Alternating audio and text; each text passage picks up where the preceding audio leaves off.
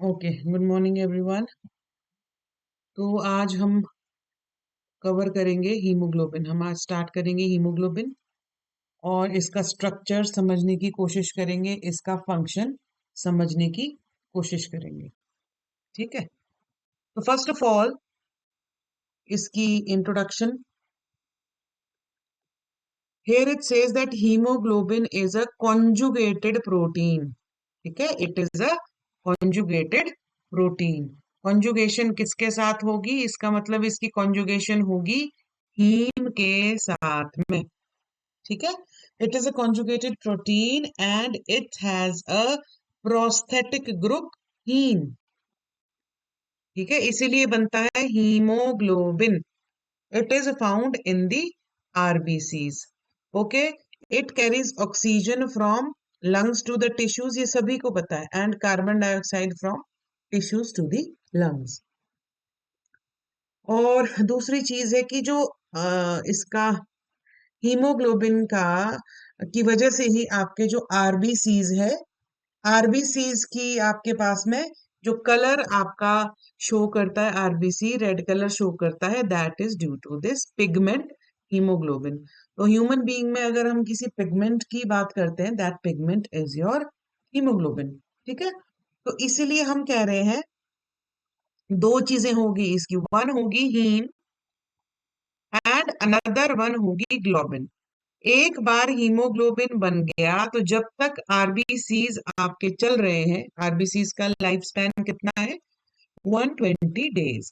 तो 120 डेज तक आपका जो हीमोग्लोबिन है वो रहेगा। बाद में जब आरबीसी टूटेगा तो हीम का भी ब्रेकडाउन होगा, हीम मेटाबॉलिज्म। ठीक है, हीम अलग हो जाएगा, ग्लोबिन अलग हो जाएगा। ठीक है जी, तो अब हम इन दोनों टर्म्स को क्लियर करने की कोशिश करते हैं कि हीम क्या है। देखो, ग्लोबिन तो हमें सीधा सीधा सा पता है, this globin is a globular protein.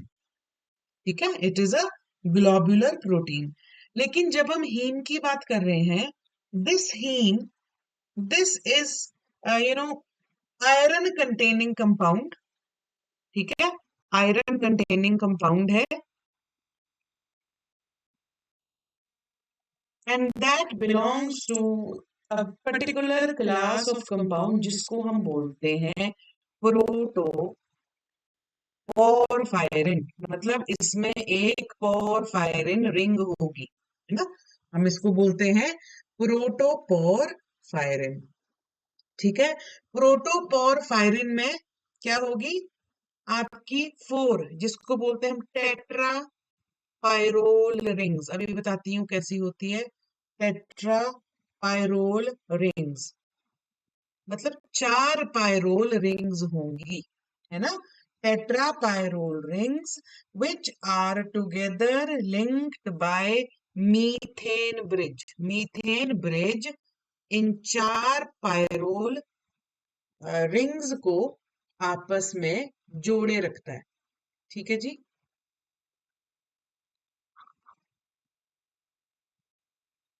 Here you can see.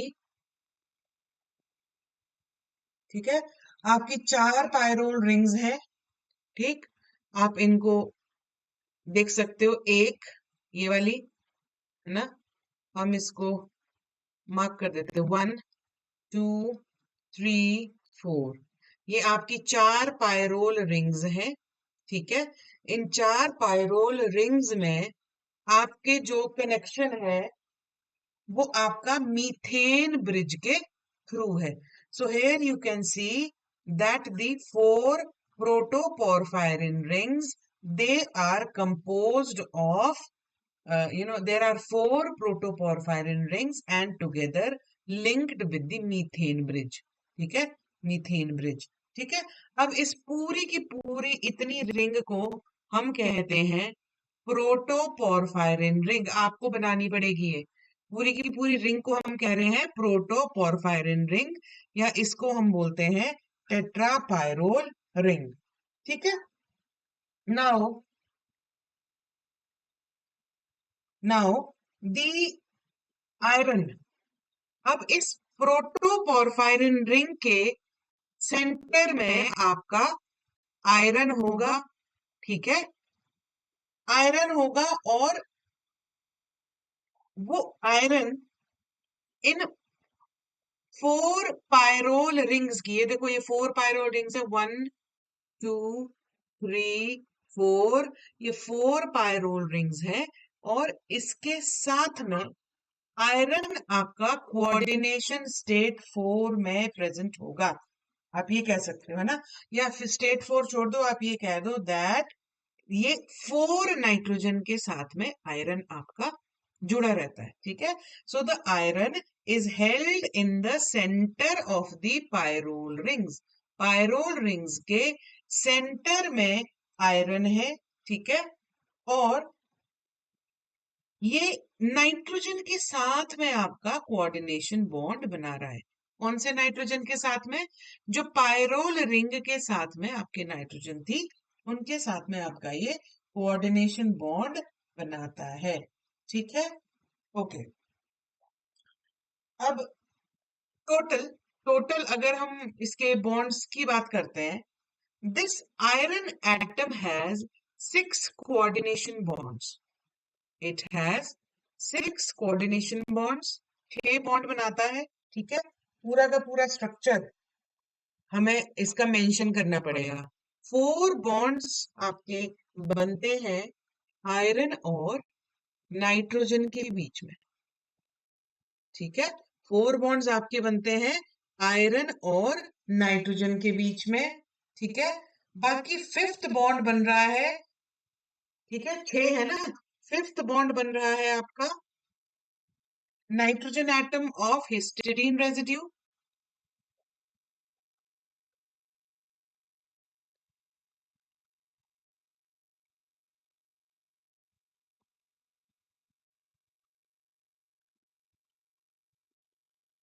And ठीक है, nitrogen atom of histidine residue, किसका हिस्टीडीन रेजिड्यू? ग्लोबिन चेन का, है ना, of globin peptide chain,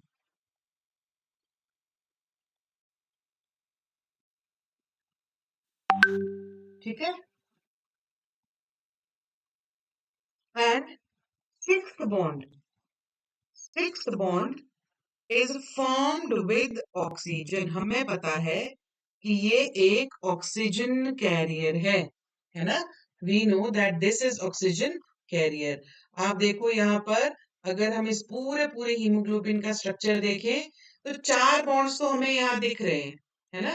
we can see 4 bonds, 1 2 3 4, एक हो जाएगा नीचे जो आपका हिस्टिडीन रेजिड्यू मतलब ग्लोबिन के साथ जाएगा, ठीक है। और एक आपका बॉन्ड बना देगा ये ऑक्सीजन के साथ। तो अगर टोटल आप बॉन्ड लिखेंगे, टोटल ये 6 बॉन्ड्स बनाता है, ठीक है। ओके, अब एक बहुत ज्यादा इंपॉर्टेंट पॉइंट, हमें पता है कि ये आपका ऑक्सीजन कैरियर है ना। ये आपका कैरियर है, और ये जो कैरियर मॉलिक्यूल है ये ऑक्सीजन को भी कैरी करेगा, और साथ ही साथ ये आपका कार्बन डाइऑक्साइड को भी कैरी करता है, ठीक है। सो हीम के बारे में आपने पढ़ा, इसका एक और पॉइंट है that the oxygenated form of hemoglobin is also stabilized by hydrogen bonds,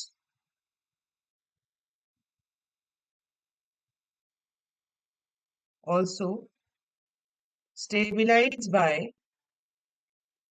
hydrogen bonds between oxygen and side chain of another histidine residue of the globin chain, ठीक है। जिसको हम, इस हिस्टिडीन को हम डिस्टल हिस्टिडीन भी बोल देते हैं, we can call it distal histidine, ठीक है। तो जो ऑक्सीजनेटेड फॉर्म ऑफ हीमोग्लोबिन है, जरूरी नहीं है कि वो कोऑर्डिनेशन बॉन्ड बनाए, वो हाइड्रोजन बॉन्ड भी बनाता है। ठीक है, आपने देखा है प्रोटीन के स्ट्रक्चर में पेप्टाइड बॉन्ड।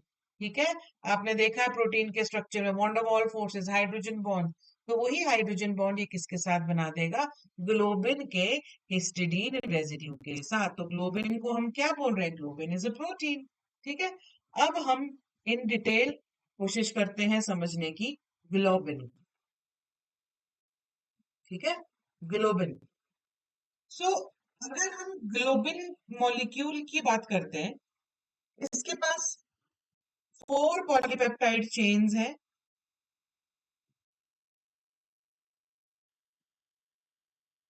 वन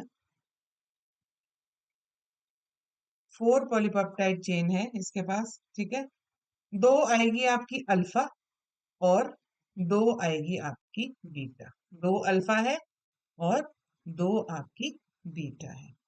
ठीक है, अच्छा। अब depending upon the type of haemoglobin, ठीक है, कई बार जरूरी नहीं है कि अल्फा और बीटा हो, कई बार आपकी गामा सब यूनिट भी हो सकती है ना। कई बार आपकी गामा सब यूनिट भी हो सकती है और कई बार आपकी डेल्टा सब यूनिट भी हो सकती है। अब ये कैसे होती है, अब हम अभी समझते हैं। यूजुअली हम कहते हैं commonly commonly we say that there are 2 alpha and 2 beta subunits, but इसमें आपकी गामा सब यूनिट भी हो सकती है। अब क्यों होती है गामा सब यूनिट, ये हम अभी समझेंगे। देखो, हीमोग्लोबिन एक प्रोटीन है, हमें पता है। ठीक है, अगर ये प्रोटीन है तो इसकी जो इंफॉर्मेशन है वो हमें जीन लेवल पर मिलती है ना। The information we get is at the gene level, और जीन लेवल पर हमें इंफॉर्मेशन मिलती है। और जब आपका हीमोग्लोबिन, जब जब हम न्यूनेटल होते हैं, ठीक है, या फीटस होता है, उसमें हीमोग्लोबिन का स्ट्रक्चर कुछ अलग होता है। क्यों? क्योंकि उसको ऑक्सीजन उस वक्त कैरी करना होता है प्लेसेंटा के थ्रू, वोम्ब में, है ना। प्लेसेंटा के through, through placenta in the womb of the mother, अगर हम फीटस की बात करते हैं। सो अगर हम नॉर्मल हीमोग्लोबिन की बात करते हैं तो हम कहते हैं there are 4 types of haemoglobin. आपके अंदर भी 4 टाइप्स ऑफ हीमोग्लोबिन प्रेजेंस है। ठीक है, 4 टाइप्स क्यों, अभी मैं बताती हूँ। क्योंकि जब आप पैदा हुए हैं ना, जब हम पैदा होते हैं तो जो हीमोग्लोबिन है, कुछ पार्ट उस हीमोग्लोबिन का रहता है। ठीक है, ग्रेजुअली बाकी फिर हमारे लाइफस्टाइल के हिसाब से, हमारे रहन सहन के हिसाब से, हम हाइट में रहते हैं तो आरबीसी का साइज भी बढ़ेगा, है ना। वो अलग चीजें हैं, हम आगे बाद में पढ़ेंगे। ठीक, अब अगर हम नॉर्मल बॉडी की बात करते हैं, there are 4 types of haemoglobin. ठीक है, सबसे पहला हीमोग्लोबिन है एडल्ट हीमोग्लोबिन। ठीक है, इस एडल्ट हीमोग्लोबिन को हम कहते हैं HbA1। ठीक, अब इसको हम जो नॉर्मल कहते हैं ना कि एडल्ट हीमोग्लोबिन में हमारी 2 अल्फा सब यूनिट होती है, 2 बीटा सब यूनिट होती है, इसको हम ऐसे डिनोट करते हैं। ठीक, ऊपर लिखेंगे हम इसकी composition. So it is denoted by alpha 2 and beta 2.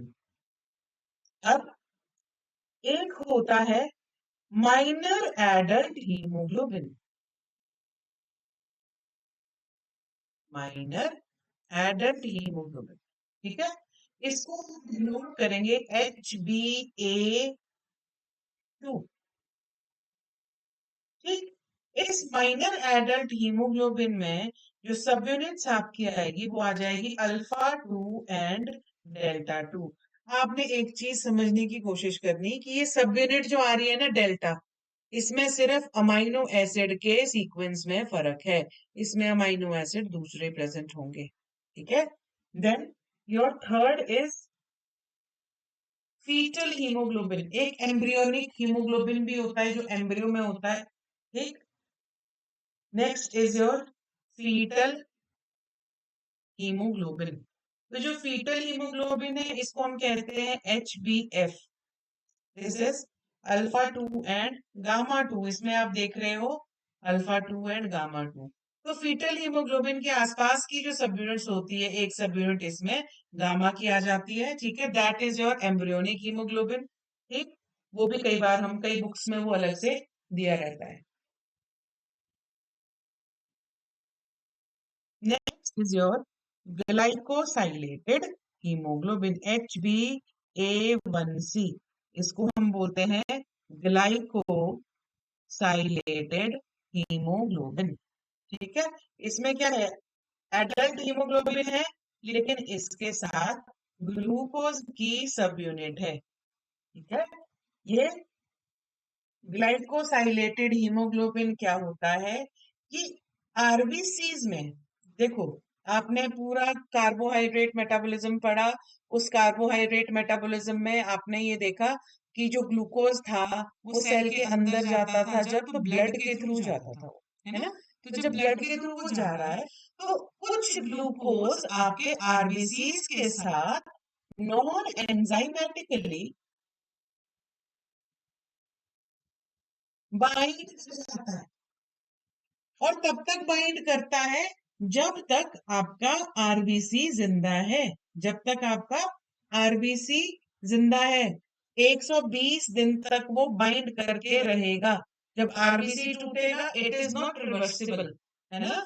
Binding of glucose to the haemoglobin it is not reversible. इसीलिए जो शर्क करते हैं, जो मतलब डॉक्टर को बेवकूफ बनाते हैं कि कल मैंने आपका फास्टिंग ब्लड ग्लूकोज करने के लिए जाना है तो मैं आज शुगर नहीं खाऊंगा, है ना। तो उसके लिए ग्लूकोज हम HB1AC मेजर करते हैं ब्लड में। इसका क्लिनिकल सिग्निफिकेंस है, ठीक। और इसकी लेवल 5% से ज्यादा अगर होती है तो डायबिटिक है। और इस ग्लाइकोसाइलेटेड हीमोग्लोबिन से हम 3 मंथ्स की शुगर मेजर कर सकते हैं। क्यों? क्योंकि आरबीसी का लाइफ स्पैन 120 डेज है। 120 डेज तक एक बार जो जुड़ गया ग्लूकोज ब्लड से, आरबीसी से, वो जुड़ गया नॉन एंजाइमेटिकली, वो तो तब तक नहीं टूटने वाला है जब तक आरबीसी टूटेगा नहीं। So it is the clear measure of glucose diabetes, you can say, ठीक है। अब हम इसकी बात करते हैं, फंक्शंस क्या है हीमोग्लोबिन के। फंक्शंस ऑफ हीमोग्लोबिन, ठीक है। Now this haemoglobin it transports, ये तो आपको सबको पता है, O2 from lungs to the tissues. और इसमें हमने फिजियोलॉजी बहुत ज्यादा है यहाँ पे, जब हीमोग्लोबिन के फंक्शन हम देंगे, हमने फिजियोलॉजी नहीं देनी, सिर्फ फंक्शन देने हैं इसके, कि पार्शियल प्रेशर ज्यादा होगा तो अंदर डिफ्यूज हो जाएगा, नहीं, हमने यहाँ पे नहीं देनी। देन ऑल्सो इट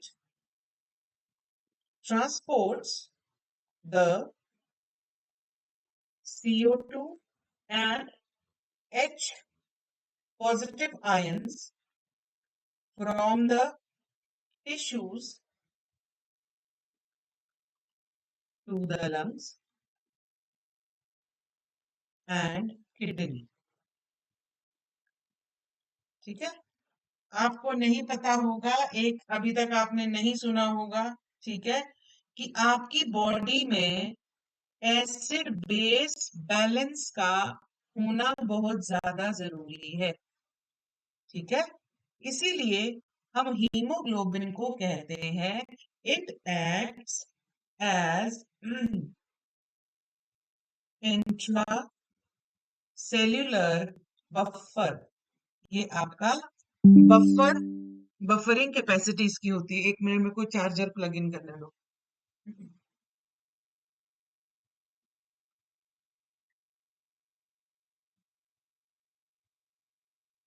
ठीक है। तो it is also acting as a buffering और कैपेसिटी, है ना।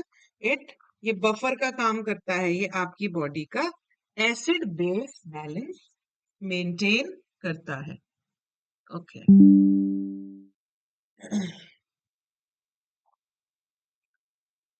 चलो जी।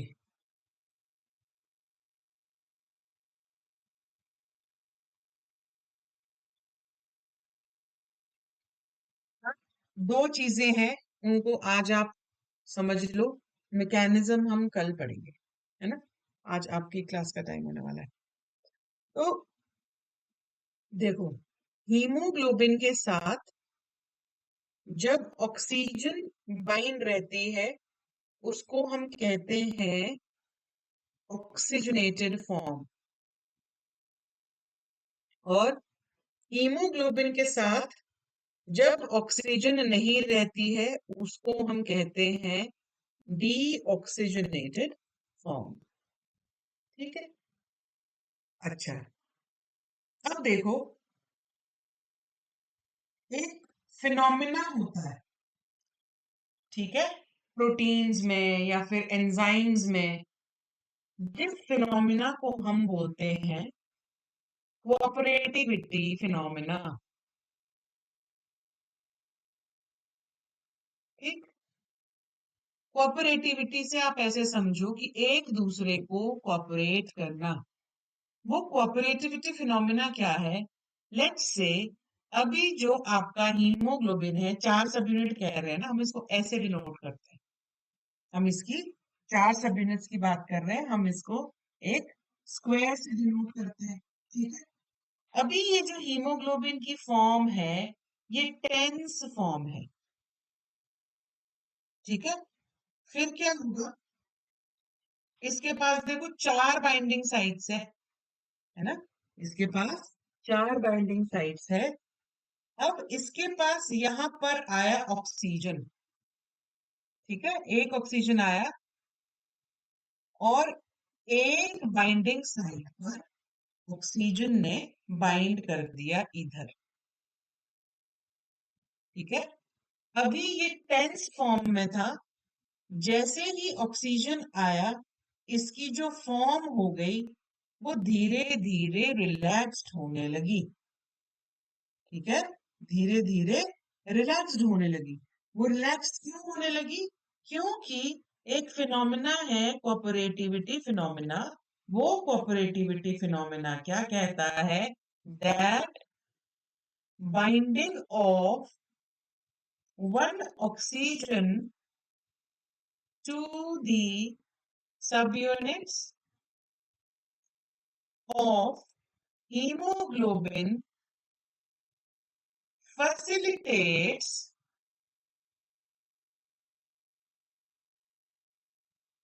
the binding of another oxygen to the hemoglobin। कि एक ऑक्सीजन आई, इसने इसकी कॉन्फर्मेशन ऐसे चेंज की क्योंकि बाइंड की होगी, है ना, बाइंड की होगी। अब धीरे धीरे कोऑपरेटिविटी फिनोमिना से एक ऑक्सीजन बाइंड करना टफ था, ग्रेजुअली एक ने क्या किया? दूसरे की फेलिसिटेशन की, दूसरे ने क्या किया? फिर तीसरे की फेलिसिटेशन की, और धीरे धीरे चौथे की फेलिसिटेशन की। ठीक है। That means binding of oxygen to the tensed form. Tensed form होती है डीऑक्सीजनेटेड फॉर्म। ठीक है। Binding of one oxygen to the tensed form facilitates the binding of other oxygen molecules resulting in the relaxed form of the hemoglobin। ठीक है। जो आपकी tensed form है, अब देखो ऐसा क्यों होता है। ठीक है। जो आपकी टेंस्ड फॉर्म है, इस टेंस्ड फॉर्म को हम कहते हैं, this form is stressed form, और this form is the caught form भी बोलते हैं इसको। ठीक है। अब आप अगर इसका स्ट्रक्चर समझने की कोशिश करोगे, this is together held by salt bridges. अब आपने मेरे से नहीं पूछना कि मैम सॉल्ट ब्रिजेस क्या होता है। जब हमने प्रोटीन प्रोटीन इंटरेक्शंस पढ़ी थी, तब हमने सॉल्ट ब्रिजेस भी पढ़ा है उधर। ठीक है। सो ये जो टेंस्ड फॉर्म है, इसमें सॉल्ट ब्रिज प्रेजेंट होते हैं। इसको हम ऐसे करते हैं, जरा ये ऐसे, ये ऐसे ही समझने की कोशिश करते हैं। ठीक है, ये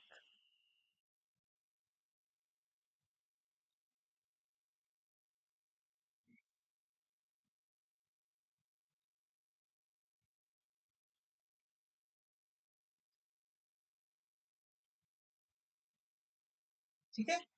इधर आपका क्या है, हीम बाइंडिंग, ये पॉकेट है, हीम पॉकेट आप कह सकते हो ये वाला। ठीक। और यहाँ पर क्या है, ये दूसरे कलर से,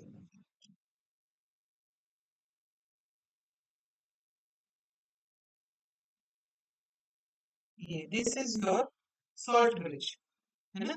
ये आपकी सॉल्ट ब्रिज है, इधर इधर इधर, ये चार सब यूनिट्स है। ठीक है, आप ये कह सकते हो इधर सॉल्ट बॉन्ड है। ठीक, ये वाला, this is your salt bond. ठीक है,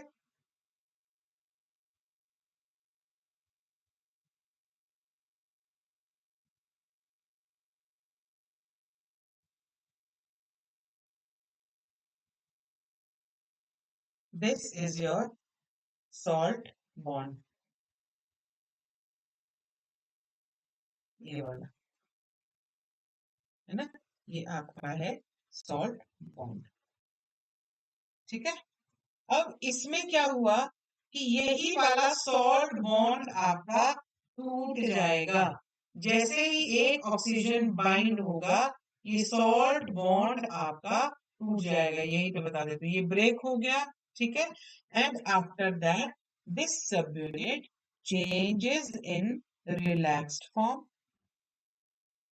ठीक है, अब क्या है, पहले हीम बाइंडिंग पॉकेट्स, पहले जो हीम पॉकेट्स थे वो अवेलेबल इजीली नहीं थे। जैसे ही ये सॉल्ट बॉन्ड टूटा, these heme pockets they become easily available for the binding and the relaxed state is reached। अब जो टी फॉर्म था या फिर स्ट्रेस्ड फॉर्म था, वो किस में चेंज हो जाता है, रिलैक्स्ड फॉर्म में चेंज हो जाता है। और इस फिनोमिना को हम कहते हैं कोऑपरेटिव ऑक्सीजन बाइंडिंग, है ना, या फिर कोऑपरेटिविटी फिनोमिना। ठीक, that binding of one molecule facilitates the binding of another molecule of oxygen. ये आपको याद रखना है। ठीक है, और अगर हम ग्राफ की बात करते हैं, टाइम होने वाला है, ग्राफ की एक बार बात करते हैं। हमारे पास ना एस शेप्ड ग्राफ मिलता है इसमें। अगर हम इधर एक्स एक्सिस पे पार्शियल प्रेशर ऑफ ऑक्सीजन लेंगे, और इधर आपका परसेंट सैचुरेशन लेंगे विद ऑक्सीजन। ठीक है, तो आपका जो हीमोग्लोबिन का है, इस तरीके का कर्व बनता है एस शेप। ठीक है, और मायोग्लोबिन का आपका इधर ऐसे बनेगा। ठीक है, so the curve is S shape, this is the curve for haemoglobin, this is the curve for myoglobin. Myoglobin आपके मसल्स में प्रेजेंट होता है। ठीक है, अब आप यहां से क्या देख रहे हो कि जैसे जैसे ऑक्सीजन बाइंड होनी शुरू हुई, वैसे वैसे सैचुरेशन ऑफ ऑक्सीजन बढ़ती गई।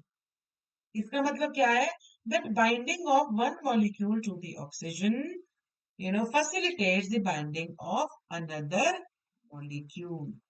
ठीक है, और धीरे धीरे इसकी जो एफिनिटी बाइंडिंग की है वो राइज कर रही है, because of the cooperativity phenomena. ठीक है, तो आज के लिए इतना ही। ठीक, फिर अब कल हम और आगे डिटेल में एबनॉर्मल हीमोग्लोबिन पढ़ेंगे। ये तो हीमोग्लोबिन है, एक टर्म आती है हीमोग्लोबिनोपैथीज, तो कल हम उसको कवर करेंगे।